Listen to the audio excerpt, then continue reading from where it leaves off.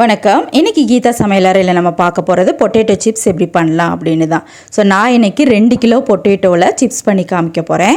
So சிப்ஸுக்குன்னு நீங்கள் potato வாங்கினீங்களா, இந்த மாதிரி நீல நிறமாக வாங்கினீங்கன்னா ஸோ உங்களுக்கு வந்து ஸ்லைஸ் பண்ணுறதுக்கு ரொம்ப ஈஸியாக இருக்கும். ஸோ நான் பார்த்தீங்கன்னா எல்லாமே நீளமான பொட்டேட்டோ தான் நான் சூஸ் பண்ணி வச்சுருக்கிறேன். ஸோ இதை ஸ்கின்னை ரிமூவ் பண்ணிடுவோம். அதுக்கப்புறம் வந்து ஸ்லைஸ் பண்ணலாம். ஸோ ஒரே ஒரு உருளைக்கிழங்க ஸ்கின்னை நான் வந்து ரிமூவ் பண்ணி காமிக்கிறேன். ஸோ இந்த மாதிரி பீல் பண்ணி தனியாக எடுத்துருங்க. ஸோ பீல் பண்ணதுக்கப்புறமா எல்லா உருளைக்கிழங்கையும் வாஷ் பண்ணிடுங்க. இப்போ நான் வந்து எல்லாத்துக்குமே தோல் சீவிட்டேன். ஒரு டைம் வந்து எல்லா உருளைக்கிழங்கையும் வாஷ் பண்ணி எடுத்து வச்சுருக்கேன். ஸோ அடுத்து வந்து எப்படி ஸ்லைஸ் பண்ணலாம் அப்படிங்கிறத பார்க்கலாம்.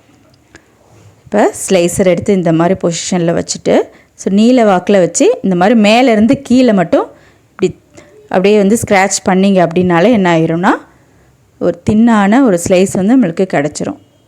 ஸோ நான் ஒரு உருளைக்கிழங்கு பண்ணி காமிக்கிறேன். அதே மாதிரியே எல்லா உருளைக்கிழங்கும் நீங்கள் பண்ணி வச்சுருங்க.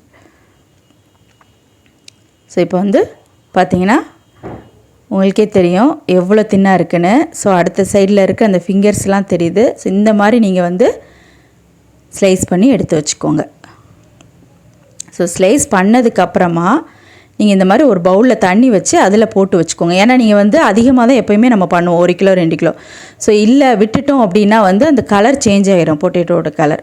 ஸோ இப்போ பார்த்தீங்கன்னா நான் வந்து 2 கிலோ உருளைக்கிழங்கும் ஸ்லைஸ் பண்ணி இந்த மாதிரி தண்ணியில் போட்டு வச்சுருக்கேன். ஸோ இதை வந்து அதுக்கப்புறமா எல்லாம் ஸ்லைஸ் பண்ணி முடித்ததுக்கப்புறமா நல்லா 2-3 டைம் வந்து அலசி எடுத்து வச்சுக்கோங்க.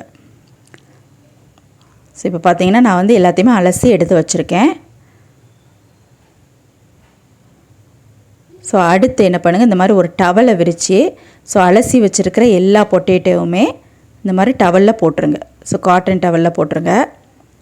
ஸோ போட்டதுக்கப்புறமா ஸோ மேலே வந்து ஒரு துணி போட்டு கவர் பண்ணிடுங்க. அப்போ தான் வந்து அந்த தண்ணி எல்லாத்தையுமே நம்ம வந்து அப்சர்வ் பண்ணிடலாம்.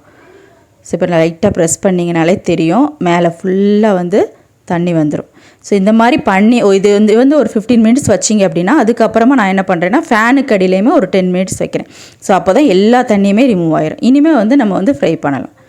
ஸோ இப்போ ஆயில் நல்லா ஹீட் ஆயிடுச்சு. இப்போ காய வச்சுருந்த அந்த பொட்டேட்டோவை இதில் போட்டுடலாம்.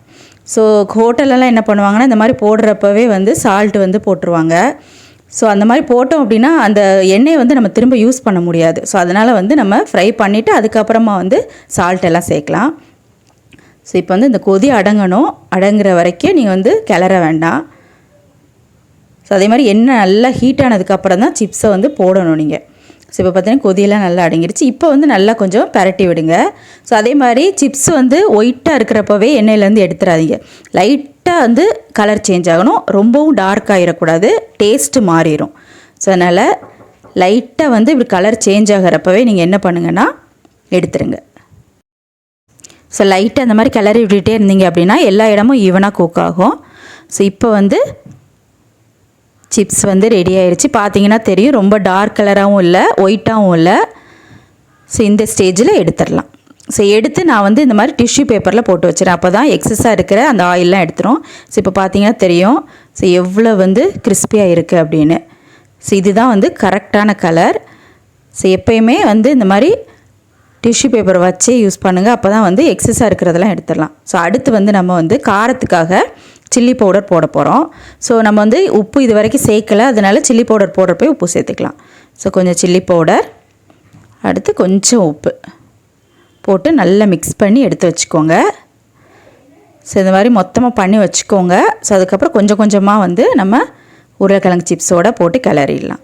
ஸோ மொத்தமாக பண்ணி நீங்கள் வந்து சில்லி பவுடர் போடாதீங்க. ஸோ இப்போ பார்த்தீங்கன்னா 2 கிலோ பண்ணுறேன். ஆனால் வந்து ஒவ்வொரு வாட்டியும் ஃப்ரை பண்ணி முடித்ததுக்கப்புறமா ஸோ அந்த சூடு ஆறும் பார்த்தீங்களா.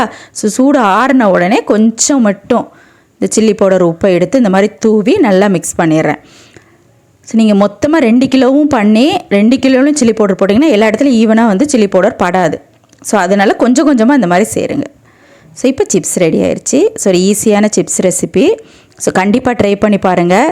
ட்ரை பண்ணி பார்த்துட்டு எப்படி வந்தது அப்படிங்கிறத கமெண்டில் என்னோட ஷேர் பண்ணிக்கோங்க. தேங்க்யூ.